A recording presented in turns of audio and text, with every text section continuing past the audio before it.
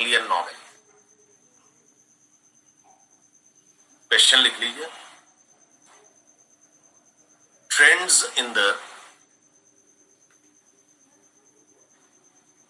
20th century Indian novels in English.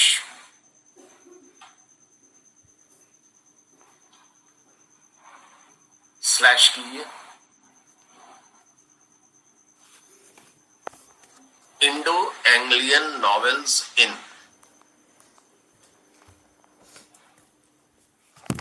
Post independence era.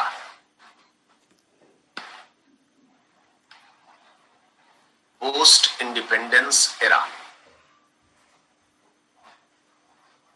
चलिए देखिए। Generally speaking, Indian writing in English are a product. Indian writings in English are a product of the historical encounter between the two cultures. Bharat में अंग्रेजी में लिखे गए novels या अंग्रेजी में कविताएं लिखी गई या ड्रामा लिखा गया, इसकी मुख्य वजह है कि दो कल्चर आपसी संपर्क में आए। भारतीय सभ्यता और संस्कृति और दूसरी वेस्टर्न यूरोपियन सभ्यता एंड संस्कृति। लगभग कितने साल? फॉर अबाउट 190 ईयर्स, लगभग 200 वर्षों तक, 190 वर्षों तक। ये पढ़ा चुके हैं क्या? No sir. नहीं। लगभग 190 वर्षों तक हम लोग अंग्रेजों के संपर्क में आए। The first to arrive on the literary scene was prose and then poetry. सबसे पहले लिटरेरी सीन पर प्रोज आया और फिर पोइट्री आई। तो प्रोज आया तो कैसे आया? कोर्ट के कागजों का ट्रांसलेशन हुआ, पुराने दस्तावेजों का ट्रांसलेशन हुआ, एप्लीकेशंस, पिटिशंस लिखे गए अंग्रेज ऑफिसर्स के नाम इत्यादि। The Indo-Anglian fiction is actually the last stream to arrive on the Indian English literary scene. Prose आया, प्रोज के बाद फिर पोइट्री आए और सबसे अंत में नॉवेल्स आए। मेरे ख्याल से एक ऐसा ही पैराग्राफ हम पढ़ा चुके हैं ऊपर। ये सर ऊपर पढ़ा चुके हैं। तो ठीक है, इस पैराग्राफ को छोड़ देते हैं, नेक्स्ट पैरा देख लेते हैं। जब सेम चीज पढ़ाया हुआ है तो रिपीट करने का कोई मतलब नहीं है। नेक्स्ट पैरा देखिए। The period between and after the freedom struggle. जो पीरियड था between and after the freedom struggle, 1900 से लेकर के 1947 और फिर 1947 से लगभग 1960 तक मान लीजिए, has been the most fertile period for the Indo-Anglian fiction. अंग्रेजी में भारत में नॉवेल्स लिखे जाने के लिए ये बेहद अच्छा समय रहा, फर्टाइल पीरियड। तो उपजाऊ पीरियड नहीं, अच्छा पीरियड रहा। New technique, new narrative techniques, नए नए narrative techniques Indo Anglian fiction में इंट्रोड्यूस हुए, जिसमें स्ट्रीम ऑफ कॉन्शियसनेस टेक्निक था। पढ़ चुके हैं सिम्बन में डिटेल में। ऑटोबायोग्राफिकल फॉर्म्स ऑफ नरेशन, आत्मकथात्मक तौर पर नॉवेल्स लिखे गए जिसमें राइटर अपनी कहानी बतला रहा है। Plot and characterization were enriched, writers ने प्लॉट पर ध्यान दिया, चरित्र चित्रण पर ध्यान दिया। There were larger quantity and better quality, ढेर सारे नॉवेल लिखे गए, लार्जर क्वांटिटी, ढेर सारे नॉवेल्स लिखे गए एंड बेटर क्वालिटी, और अच्छे नॉवेल्स लिखे। We have the social, the rural, the detective, जासूसी, द हिस्टोरिकल, ऐतिहासिक और रोमांटिक ड्रामेटिक नॉवेल्स भी लिखे गए इस पीरियड में, आजादी के बाद। द कंट्रीब्यूटर्स, जो मुख्य राइटर्स थे, अब सिवाय नाम याद करने के आपको कुछ नहीं करना है, कीजिएगा क्या। जो मुख्य राइटर थे के.एस. वेंकटरमानी, शंकर राम, एस. नागार्जुन, कुमार गुरु, एस.पी. अय्यर, एस.के. चित्तूर इत्यादि महत्वपूर्ण राइटर थे। इनमें से लगभग सभी दक्षिण भारत के, Madras based. But the credit of bringing a name and reputation to Indo Anglian fiction, लेकिन सबसे ज्यादा इंडो एंग्लियन फिक्शन को किसी ने प्रसिद्धि दिलाया तो वो कंटेम्पररी राइटर्स थे मुल्क राज आनंद, राजा राव, आर.के. नारायण और नीरद सी चौधरी। ये चार नाम आप नहीं भूल सकते हैं, मार्जिन में लिखिए, ये चार नाम आप नहीं भूल सकते हैं और मार्जिन में लिख लीजिए इन चारों के बारे में।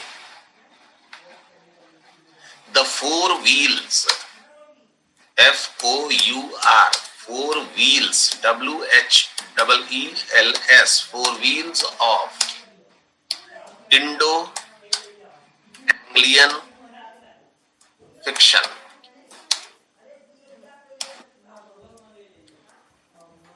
इंग्लैंड में 18th सेंचुरी में चार बेहद महत्वपूर्ण राइटर थे। अभी आप लोग पढ़े नहीं है सेम 1 में, सेम 2 में, सेम 3 में उसको पढ़िएगा।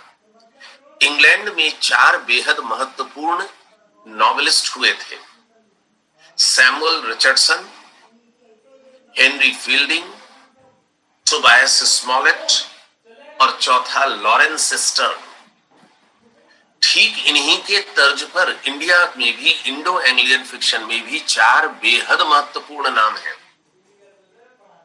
मुल्क राज आनंद, राजा राव, आर.के. नारायण तो आपको पढ़ना भी है, और नीरद सी चौधरी। तो इनके बारे में अगर आप जानकारी विकिपीडिया से जुटा सकें तो बड़ी अच्छी बात है। अगर विकिपीडिया से इनके बारे में आप जानकारी जुटा सके तो अच्छी बात है। किसने कौन कौन सी किताबें लिखी तो ऑब्जेक्टिव में आ सकता है। मेरे लिए उतना किताब का नाम लिखाना संभव नहीं है। They are the four wheels of contemporary Indo Anglian fiction. ये भारतीय नॉवेल्स जो अंग्रेजी में लिखे जा रहे थे उसके चार महत्वपूर्ण पहिए थे। और गाड़ी में कितने पहिए होते हैं? चार। Other luminaries, अन्य प्रसिद्ध writers who have enriched the Indo-Anglian fiction, और प्रसिद्ध राइटर थे ख्वाजा अहमद अब्बास, भवानी भट्टाचार्य, कमला मार्कंडेय, अनीता देसाई इत्यादि। उसमें से नीचे नाम देखिए खुशवंत सिंह, ये बेहद महत्वपूर्ण है। खुशवंत सिंह, शोभा डे, SH कर लीजिए इसको, शोभा डे। ऐसे सारे इंपॉर्टेंट हैं, लेकिन खुशवंत सिंह पर पूछ सकता है आपको। Arundhati Roy, god of small things. Ruth P Jhabvala, heat and dust. Kamala Markandaya, a handful of rice. Bhabani Bhattacharya, he who rides a tiger. तो ये सब कुछ प्रसिद्ध नाम है, जितना आपको याद रह जाए। कोई जोरो जबरदस्ती नहीं है कि हाँ आपको याद करना ही पड़ेगा, जितना याद रह जाए।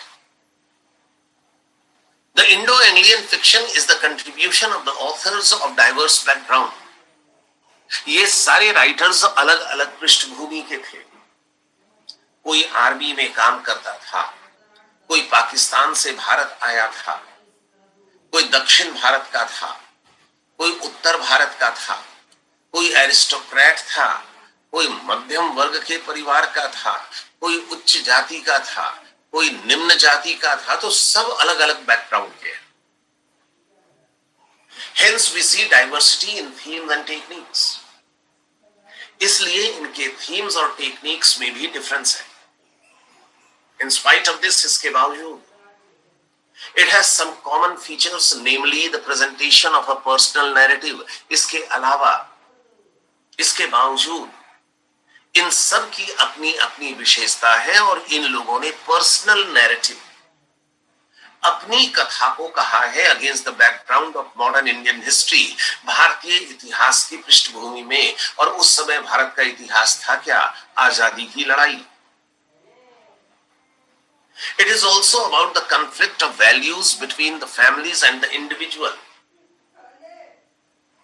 इन नॉवेल्स में इन बातों पर भी चर्चा है कि पारिवारिक मान्यताएं, पारिवारिक वैल्यूज, मूल्य क्या हैं और किस प्रकार ये पारिवारिक मूल्य व्यक्तिगत आजादी में खलल डाल रहे हैं। इस बारे में हम लोग पढ़ेंगे द गाइड जब पढ़ना शुरू करेंगे। पारिवारिक मूल्य क्या है कि आपके परिवार का लड़का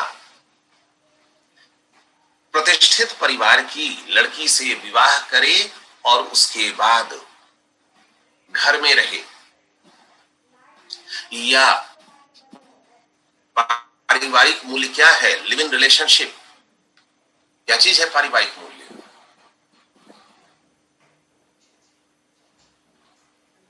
नहीं समझ में आई बात? चलिए इस उदाहरण को हम लोग थोड़ा सा बदल लेते हैं। आपकी बहन लिव इन रिलेशनशिप में रहे या विवाह करके अपने पति के साथ रहे, क्या होना चाहिए? विवाह करके सर। विवाह करके अपने पति के साथ रहे, ये पारिवारिक मूल्य है। लेकिन आपकी बहन अगर लिव इन रिलेशनशिप में रहने लगती है बिना विवाह के अपने प्रेमी के साथ, तो ये इंडिविजुअल लिबर्टी की बात है। तो इन दोनों के बीच संघर्ष चल रहा था। ये हम एक एग्जांपल दिए हैं आपको। अवेयरनेस ऑफ सोशल चेंज, किस प्रकार से सामाजिक परिस्थितियां बदल रही थी तात्कालिक समाज में, इस पर भी चर्चा हुई है। द गाइड में हम लोग पढ़ेंगे इसको। Another theme in Indo-Anglian fiction is the conflict between the West and the East. एक और महत्वपूर्ण थीम इंडो-एंग्लियन फिक्शन में है कि किस प्रकार भारतीय सभ्यता संस्कृति का संघर्ष चल रहा था यूरोपियन सभ्यता और संस्कृति से। बिटवीन इनोवेशन एंड ट्रेडिशन, किस प्रकार पारंपरिक मूल्य और नई नए मूल्यों के बीच में संघर्ष चल रहा था। The Indo-Anglian writers of fiction write with an eye and hope on the Western readers. अब ये भारतीय जो उपन्यास लिख रहे थे, किसके लिए लिख रहे थे? उस समय भारत में बेहद कम लोगों को अंग्रेजी आ रही थी, आज भी नहीं आती है। तो किनके लिए लिख रहे थे? ये भारतीय नॉवेल्स लिख रहे थे ताकि अंग्रेज उसको पढ़ें, यूरोप में लोग उसको पढ़ें और भारतीय सभ्यता संस्कृति मूल्यों को जानें। This influences their choice of subjects. इसलिए ये लोग अपने सब्जेक्ट को चुनने में बहुत ही सावधानी से काम लिए। अब अंग्रेज को भारत में क्या दिलचस्पी हो सकती है? रांची के न्यूक्लियस मॉल में या ताजमहल में? ताजमहल में सर। क्यों? क्योंकि ताजमहल भारतीय ट्रेडिशन को, भारतीय परंपरा को, भारतीय मूल्यों को रिप्रेजेंट करता है।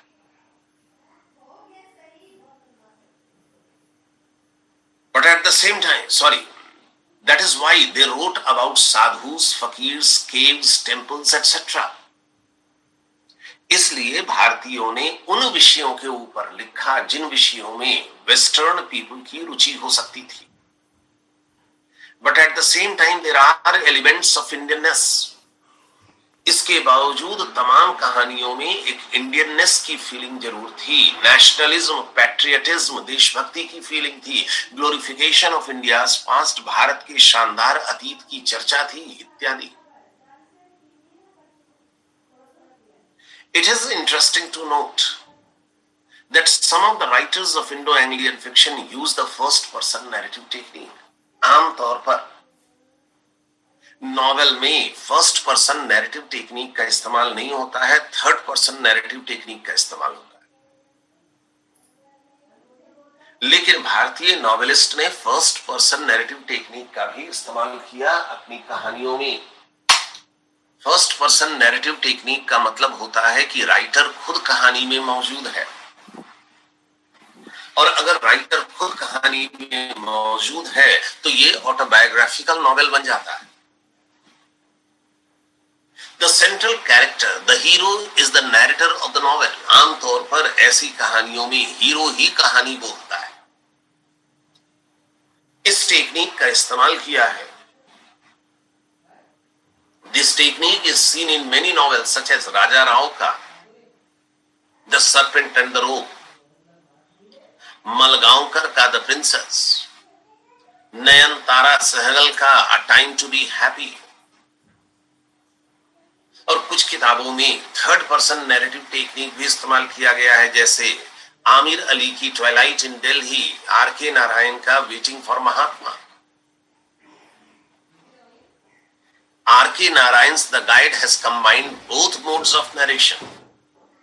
द गाइड में दोनों टेक्निक का इस्तेमाल किया गया है, थर्ड पर्सन भी और फर्स्ट पर्सन भी।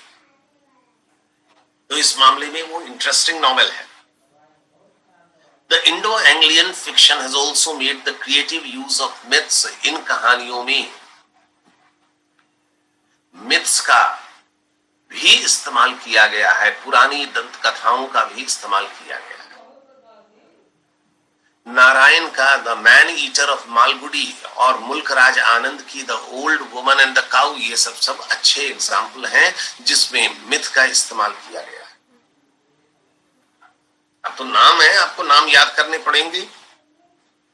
2, 4, 5 नाम आप भूल सकते हैं, लेकिन सब भूल जाइए तब तो फिर दिक्कत है। Indo Anglian fiction has used themes of social problems.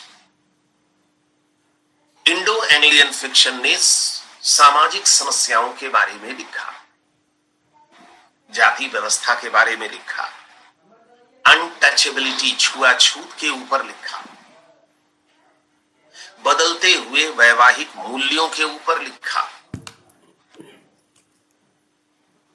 अमीर और गरीब के ऊपर लिखा।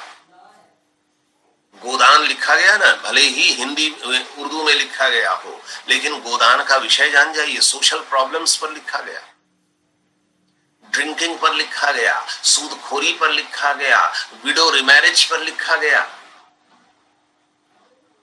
डोमेस्टिक प्रॉब्लम्स, घरेलू विषयों पर लिखा गया, पति पत्नी के आपसी संबंध एंड सेक्स, इस विषय पर भी लिखा गया। The theme of happiness and fulfilment, कि हमें खुशी कैसे मिल सकती है, फुलफिलमेंट, हमें तृप्ति कैसे मिल सकती है, संतुष्टि कैसे मिल सकती है, इस विषय पर लिखा गया और बताया गया कि हमें खुशी और संतुष्टि सफरिंग और संन्यास से मिल सकती है। अगर हम सब कुछ त्याग दें तो संतुष्टि मिल सकती है, अगर हम कष्ट झेलें तो संतुष्टि मिल सकती है। सामान्य सी बात है, आप उपवास करते हैं क्यों?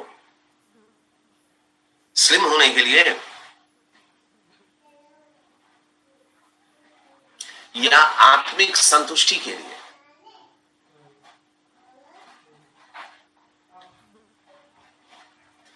कुछ पाने के लिए भगवान से। संतुष्टि के लिए आप उपवास करते हैं तो खुद को पीड़ा में डालते हैं। नहीं खाना एक प्रकार का संन्यास है उस दिन के लिए। तो आप इसके माध्यम से खुशी और संतुष्टि चाहते हैं। It is found in Narayan's the guide. The guide में इस थीम का प्रयोग किया गया है। बी राजन के द डार्क डांसर्स में, भवानी भट्टाचार्य के ही हू राइड्स अ टाइगर इत्यादि में इनका प्रयोग किया गया। Politics is also an important subject matter of the Indo-Anglian fiction between 1920 and 1950.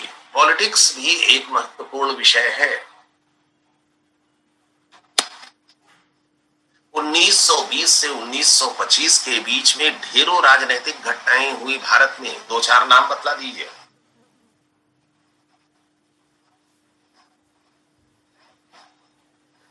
Non cooperation movement हुआ, सिविल डिसोबीडियंस मूवमेंट हुआ, क्विट इंडिया मूवमेंट हुआ, 1935 का गवर्नमेंट ऑफ इंडिया एक्ट आया, तो ढेरों पॉलिटिकल घटनाएं हुई।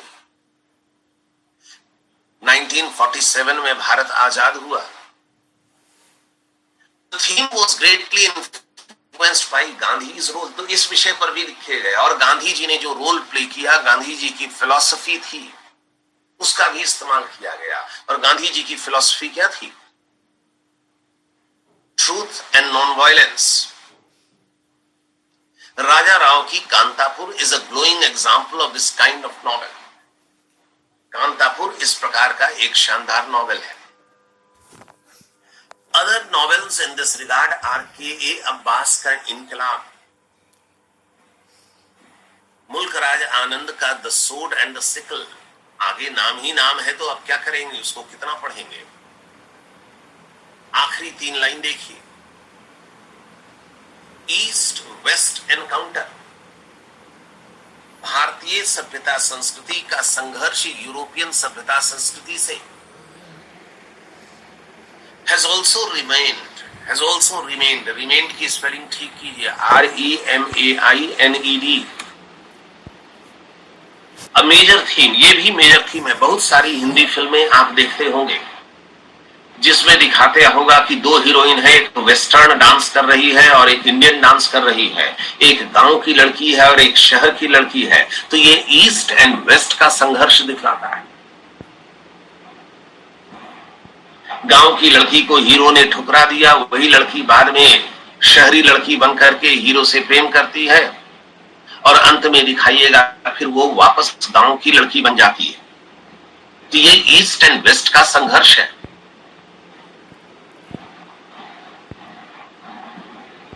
ये एक इंपॉर्टेंट थीम है। और इसके बाद कमला मार्कंडे, शांता रामाराव, अनीता देसाई, अरुंधति रॉय, इन लोगों ने भी लिखा। ऐसे अनीता देसाई जो थी ये मूलतः भारतीय थी लेकिन अमेरिका जाकर के बस गई थी। तो समा कुल मिला जुला करके we can safely say that the history of Indo-Anglian fiction has remained very rich। ढेरों इंडो एंग्लियन नॉवेल्स लिखे गए। This observation is particularly true, और ये बात बिल्कुल सत्य है for the Indo Anglian fiction of the 20th century. 20वीं शताब्दी में ढेरों लिखे गए। The rapid development in this field shows that the future of Indo-Anglian fiction is very very bright। बहुत ही ब्राइट है। एक नाम आपको बार बार आ रहा है, अरुंधति रॉय। तो अरुंधति रॉय का आप एक किताब अवश्य लिख लीजिए, उसका नाम, और वो नाम है God of small things. God of small things. और गूगल सर्च कीजिए जल्दी से। इसने एक किताब हाल में लिखा है, देखिए तो उसका नाम क्या है, the minister of darkness. The ministry of utmost happiness. The ministry of utmost happiness. तो गॉड ऑफ स्मॉल थिंग्स भी लिख लीजिए और the ministry of utmost happiness. The ministry of utmost happiness, ये भी लिख लीजिए।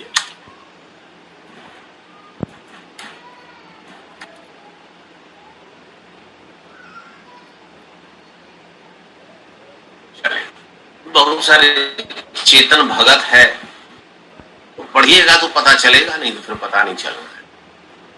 चेतन भगत का 5 पॉइंट संबंध, जिस पर 3 इडियट्स फिल्म बनी थी, हाफ गर्लफ्रेंड जिस पर फिल्म बनी थी, ये सब काई पोचे फिल्म बनी थी उसके एक किताब पर।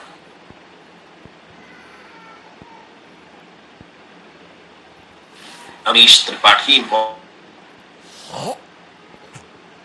तो ये सब मॉडर्न राइटर्स हो गए।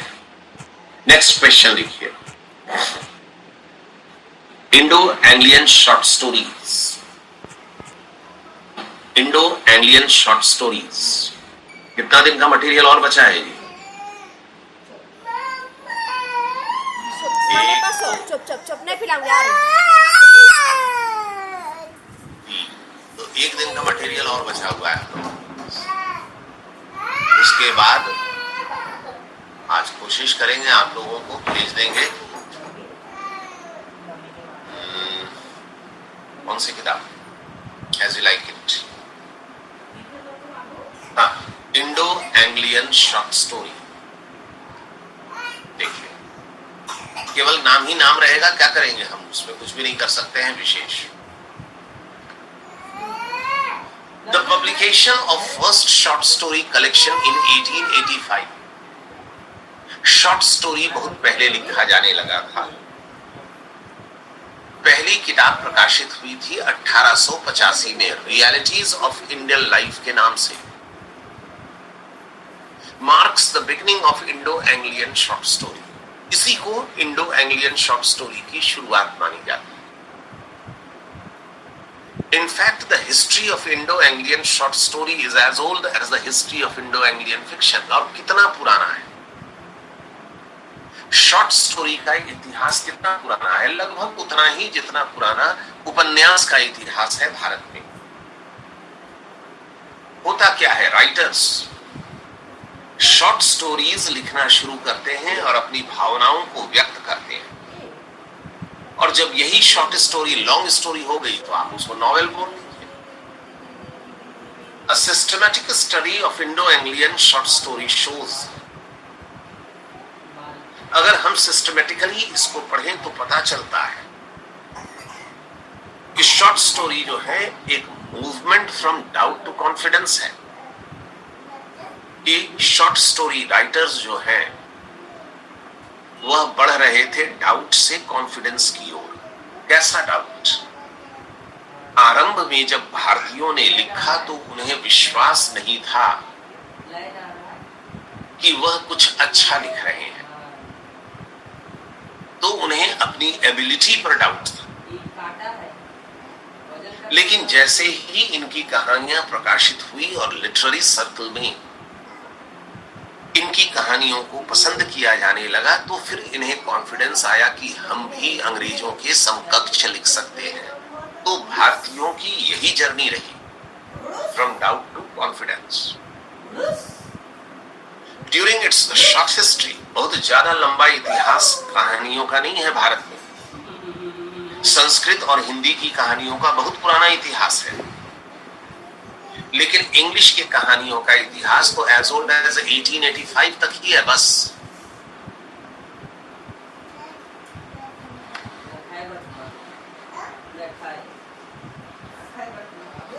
It has gone through many colors of emotional and literary spectrum। इतिहास भारतीय शॉर्ट स्टोरीज का बेहद छोटा ही रहा, लेकिन इसने विभिन्न प्रकार देखे और विभिन्न इमोशंस को देखा अपनी कहानियों में।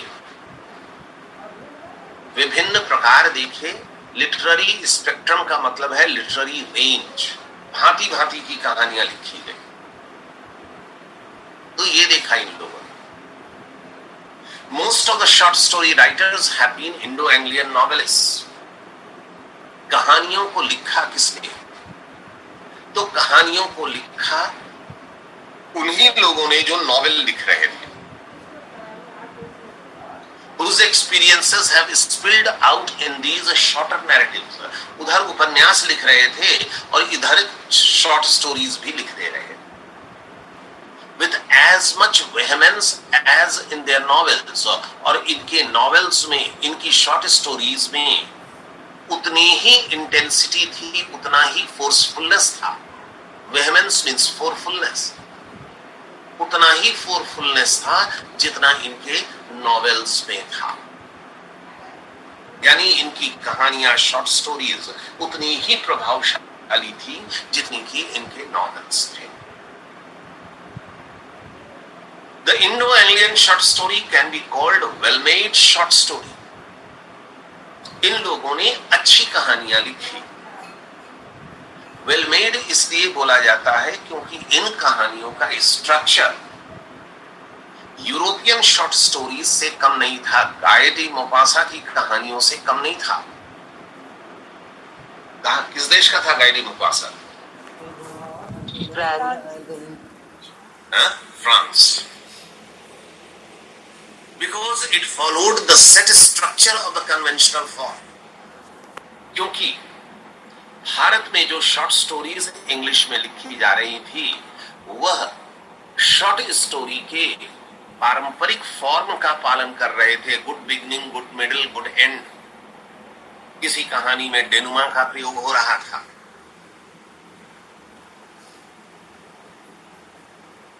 With a well-defined beginning, middle, and an end. The influences came from two directions. अब भारतीय शॉर्ट स्टोरी राइटर्स को दो लोग प्रभावित कर रहे थे, दो चीजें प्रभावित कर रही थी। पहला, one was the native connection of telling tales. पहला कि भारतीय सभ्यता संस्कृति में कथा कहने की परंपरा बड़ी पुरानी थी। जैसे पंचतंत्र की कथाएं बचपन में आप सुने होंगे, पंडित विष्णु शर्मा की लिखी हुई। भगवान बुद्ध ने अपने उपदेश किस माध्यम से दिए थे? बता चुके हैं आपको। जातक कथाओं के माध्यम से। तो ये कथा कहने की हमारे वेद, उपनिषद, पुराण क्या है? यह सब कथा बोलने का एक माध्यम है। और दूसरा इन्फ्लुएंस था केम फ्रॉम कंटेम्पररी यूरोप। पहला कि हमारे यहां कथा कहने की अपनी परंपराएं थी और दूसरा यूरोप का भी प्रभाव पड़ा। आखिर इन शॉर्ट स्टोरी राइटर्स ने मोपासा की कहानियों को भी पढ़ा होगा। The English short story flourished in the hands of writers like Edgar Allan Poe. अंग्रेजी की शॉर्ट स्टोरी को डेवलप किया एडगर एलन पो, अमेरिकन था। However, the Indian short stories are different both in tone and the background. भारतीय short story जो है European short story से tone and tenor में डिफरेंट थे। They are rather subdued in the beginning. आरंभ में जो शॉर्ट स्टोरीज लिखे गए वो सबड्यूड थे, कंट्रोल्ड थे। भारतीयों ने डरते डरते शॉर्ट स्टोरीज लिखा कि पता नहीं हमारी अंग्रेजी उस काबिल है या नहीं है कि यूरोपियन उसे पढ़ें। In the middle of the 19th century, वो डरते डरते लिख रहे थे। Their style and diction are simple and harmonious. जिस style and diction, diction means language and style का इन लोगों ने प्रयोग किया वो बेहद सरल था। But with the passage of time, लेकिन समय बीतने के साथ they have become bold in style. इनकी कहानियां जो है उनमें भांति भांति का एक्सपेरिमेंट होने लगा। बोल्ड मतलब ये नहीं कि साहसी हो गया, ये भांति भांति के एक्सपेरिमेंट करने लगे। Bold in style and diction as their contemporary commonwealth counterparts in English, जैसा कि अन्य देशों के लोग लिख रहे थे। कॉमनवेल्थ बोलते हैं उन देशों को जो किसी समय ब्रिटिश गवर्नमेंट के अधीन थे। और as those in England and America, इनकी कहानियां इंग्लैंड के राइटर्स और अमेरिकन राइटर्स से कम नहीं थे। The background of these short stories, इन कहानियों का जो बैकग्राउंड था has almost always been Indian. वह भारतीय पृष्ठभूमि में लिखे गए थे। ऐसा नहीं कि कहानी लिख रहे हैं भारत में और वर्णन कर रहे हैं अमेरिका का। India speaks in many voices through them. इन कहानियों के माध्यम से भारतीयों ने अलग अलग विचार व्यक्त किए। The earlier short stories are the mirrors of the individual or social relationship in India. आरंभ में जो कहानियां लिखी गई उसमें राइटर्स ने अपने विचारों को व्यक्त किया, या फिर इन कहानियों ने भारतीयों के सोशल रिलेशनशिप के बारे में बतलाया। खास करके ये कहानियां ईस्टर्न इंडिया में चल रही थी, कलकत्ता बेस था। बाद में English short stories come, the English short story comes to be written in South India. बाद में दक्षिण भारत में भी मद्रास को सेंटर बना करके लिखा जाने लगा। It caught up gradually in the western and northern India में बाद में धीरे धीरे आया। यूपी, बिहार, राजस्थान, पंजाब, हरियाणा, इन सब में बाद में आया। 1950 और 60 की दशक में Delhi, Bombay became the most renowned creative writer centers of Indo-Anglian short story। Link disconnect कर रहे हैं, इमीडिएटली कनेक्ट होइए। हम दक्षिण भारत गया और नदर्न इंडिया में धीरे धीरे बाद में आया। The subject matter of the Indo-Anglian short stories has touched various aspects of life। In short stories ने हमारे जीवन के विभिन्न पहलुओं पर कहानियां लिखी। इन राइटर्स ने विभिन्न पहलुओं पर कहानियां लिखी।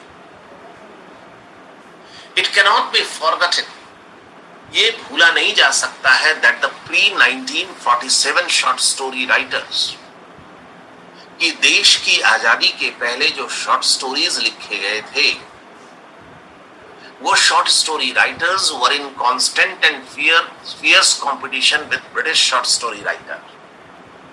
देश की आजादी के पहले जो कहानियां लिखी गई थी, वो शॉर्ट स्टोरी राइटर्स जो थे, उनका मुकाबला इंग्लैंड के शॉर्ट स्टोरी राइटर्स से था कि वह इंग्लैंड के शॉर्ट राइटर्स के समकक्ष लिख सकते हैं या नहीं लिख सकते। भारत में अगर टैगोर और तोरू दत्त कहानियां लिख रही थी, तो यूरोप में रुडयार्ड किपलिंग और जॉर्ज ऑरवेल थे। रुडयार्ड किपलिंग भारत में ही रहता था, जॉर्ज ऑरवेल भी भारत में कुछ समय तक रहा था। Though there are differences of opinion between Kipling and Tagore, Rudyard Kipling और टैगोर में अंतर था। There is not much difference between British writers like Orwell, George Orwell और राजा राव जैसे राइटर्स में कोई अंतर नहीं था। For whom Indian freedom struggle was burning subject, राजा राव के लिए तो देश की आजादी की लड़ाई एक महत्वपूर्ण सब्जेक्ट था। रुडयार्ड किपलिंग का कहीं पर नाम सुने हैं या नहीं सुने हैं, बता चुके होंगे हम। सुने सर। कहाँ सुने?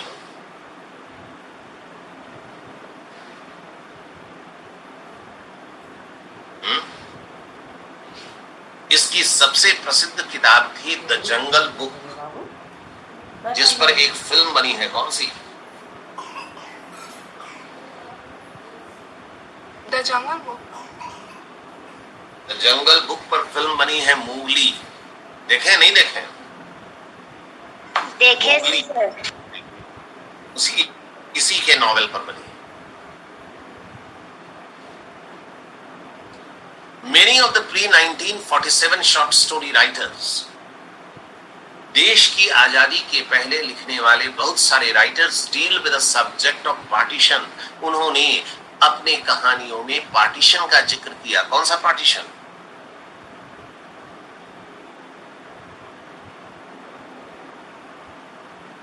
कौन सा पार्टीशन? बांग्लादेश वाला। आजादी के पहले हुआ था जी बांग्लादेश का विभाजन। कुछ बोल देना है। इंडो पाकिस्तान और पाकिस्तान का विभाजन। बांग्लादेश पाकिस्तान से कब अलग हुआ? 1971 में। राजा Rao himself was greatly influenced by Mahatma Gandhi. राजा राव महात्मा गांधी से बेहद प्रभावित था। Many of his novels and short stories exhibit this impact directly and indirectly इसके तमाम कहानियों में और उपन्यासों में महात्मा गांधी का जिक्र किसी न किसी तरीके से अवश्य आता है। The theme of discrimination, discrimination मतलब भेदभाव, on the basis of nationality, राष्ट्रीयता के आधार पर भेदभाव, कोई अंग्रेज है और कोई भारतीय, कास्ट जाति के आधार पर भेदभाव कि ब्राह्मण है और अछूत, also dominated the Indo-Anglian short story writers in its various phases. इन विषयों पर भी इंडो एंग्लियन नॉवेल्स लिखे गए। मुल्क राज आनंद has brought it out very graphically in his stories. मुल्क राज आनंद ने इस बात को अपनी कहानियों में बहुत अच्छे ढंग से लिखा है। द बार्बर्स ट्रेड यूनियन, जिसमें बतलाया है कि उच्च वर्ग के लोग एक नाई के बच्चे के साथ कैसा व्यवहार करते हैं। इसकी एक कहानी आई थी अनटचेबल, जिसका मुख्य चरित्र जो था वह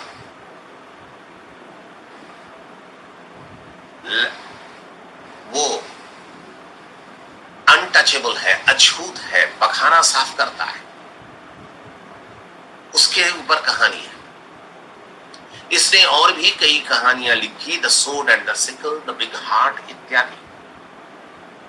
These stories also have a leftist touch. इनकी कहानियों में मार्क्सवादी या साम्यवादी टच भी मिलता है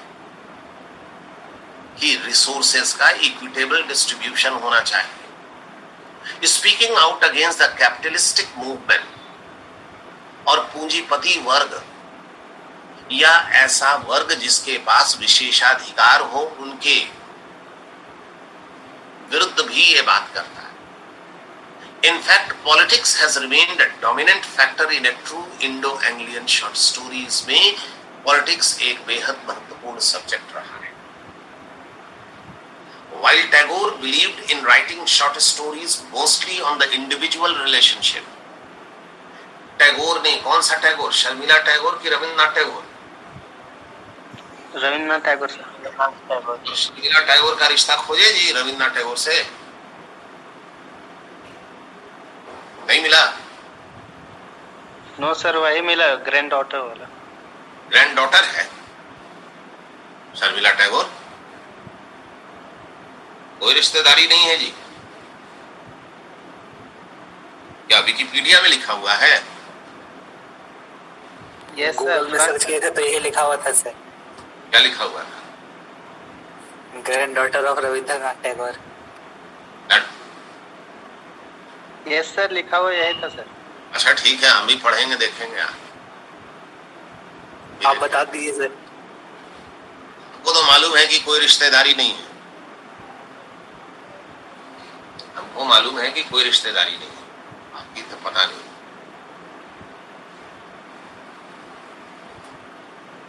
चलिए, इंडिविजुअल रिलेशनशिप पर इसने कहानियां लिखी और इसकी सबसे अच्छी कहानी है द मैन फ्रॉम काबुल, जिसको हिंदी में शायद आप लोग पढ़े होंगे काबुली वाला के नाम से, होम गोइंग इत्यादि।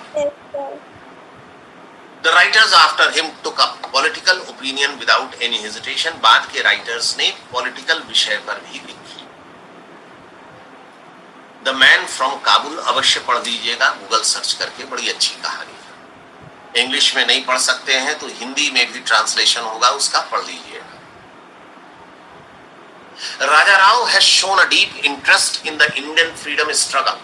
राजा राव ने देश की आजादी के बारे में लिखा, महात्मा गांधी के बारे में लिखा। इसकी प्रसिद्ध कहानी है the cow of the barricades.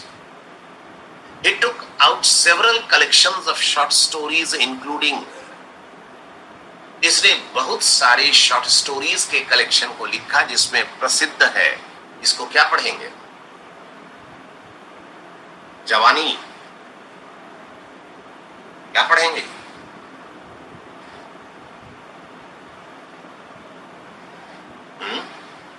जवानी। यवनी, यवनी। अमोर प्रोलिफिक है, हिंदी में लिख लीजिए वहां पर, नहीं तो फिर जवानी पढ़ते रहिएगा और बाद में कहीं पर मखौल उड़ा दिया जाएगा आपका। A more prolific writer of Indo Anglian short stories R K. Narayan, ये बेहद प्रसिद्ध है। आर.के. नारायण की किताब द गाइड आपको पढ़ना है। His collections are astrologers and astrologers day and other stories, lolly road, Sunday morning, ये सब है इसकी कहानियां। इसने अपनी कहानियों में एक काल्पनिक जगह का आविष्कार किया था, मालगुडी। लिख लीजिए मार्जिन में, मालगुडी स्टोरीज ये लिखा करता था। और इस काल्पनिक जगह का, यह काल्पनिक जगह इतनी लोकप्रिय हुई कि आज भी दक्षिण भारत कोई जाता है तो मालगुडी नाम की जगह खोजता है। ये हम आपको सेम 1 में बता चुके हैं। मालगुडी स्टोरीज। रीजनल नॉवेल पढ़ाते समय मालगुडी के बारे में बताए थे आप लोगों को। ये मालगुडी वैसे ही है जैसे भीम, छोटा भीम का Dholakpur. they are definitely different from मुल्क राज आनंद की कहानियों से भिन्न है। मुल्क राज आनंद की कौन कौन सी कहानियों का संग्रह है? The lost child and other stories, the tractor and the corn goddess इत्यादि। गॉडेस की स्पेलिंग गलत है, डबल डी कीजिए। खुशवंत सिंह भी known for his short stories through his themes and treatment के लिए जाना जाता है। उसके बाद 1947 के बाद ढेरों राइटर्स हुए। रस्किन बॉन्ड, सेमेस्टर 6 में आप इसको पढ़िएगा। टॉम मॉरिस, अरुण जोशी, शिव के कुमार, ये सब लोग हैं। The modern Indo Anglian short stories contemporary in idiom and expression. आज की तारीख में जितने भी शॉर्ट स्टोरीज लिखे जा रहे हैं उन सभी में आधुनिक भाषा का प्रयोग किया गया है। Modern in contemporary in idiom and expression. फिर कुछ एनआरआईज ने भी लिखा कहानी, नॉन रेसिडेंट इंडियंस ने भी लिखा, जिसमें झुम्पा लाहिड़ी की इंटरप्रेटर ऑफ मेलोडीज बेहद प्रसिद्ध है। अगला पैराग्राफ देखिए। The modern Indian short story writer is as advanced in experimentation. वो तरह तरह के प्रयोग कर रहा है कहानियों में, उतने ही जितने की इंग्लैंड और अमेरिका के राइटर्स कर रहे हैं। He also writes on an endless variety of subjects। कई विषयों पर लिखता है, गांवों पर लिख रहा है, टेंशन ऑफ मॉडर्न लाइफ पर लिख रहा है, कंप्यूटर पर, भूत पर, क्रिकेट पर, सब कुछ पर। His language is now well recognized Indian English। और जो भाषा इस्तेमाल कर रहा है वो एक खास किस्म की भाषा है जिसे इंडियन इंग्लिश बोलते हैं। With words and expressions filtering down into it from Hindi। और इसकी कहानियों में अब हिंदी भाषा के शब्दों का भी बड़े धड़ल्ले के साथ इस्तेमाल हो रहा है। The sadder part of his stories is that, लेकिन दुखद बात यह है कि इन कहानियों को उतना नहीं पढ़ा जा रहा है जितना पढ़ा जाना चाहिए। लोग क्रिकेट और हॉकी ज्यादा देख रहे हैं और इन कहानियों को ध्यान रखिए। आपको करना होगा बहुत, तो शॉर्ट नोट्स लिखना होगा 150 वर्ड्स का। नेक्स्ट क्वेश्चन लिखिए। Indo Anglian drama. Indo Anglian drama.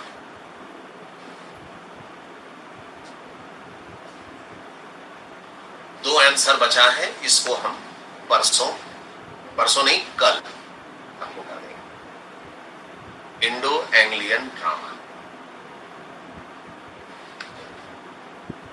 ठीक है।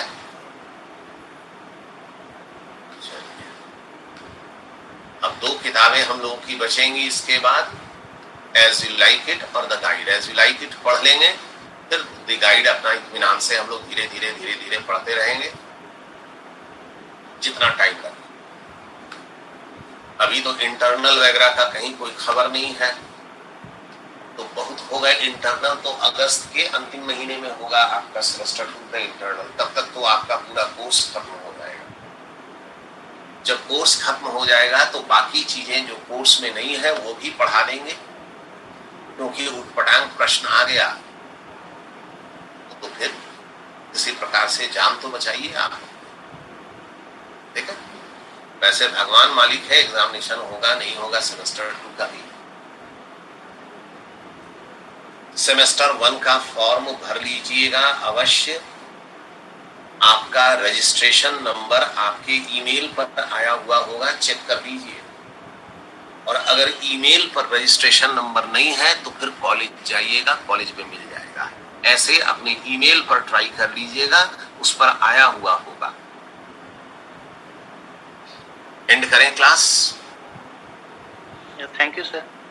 Thank you sir. Thank you.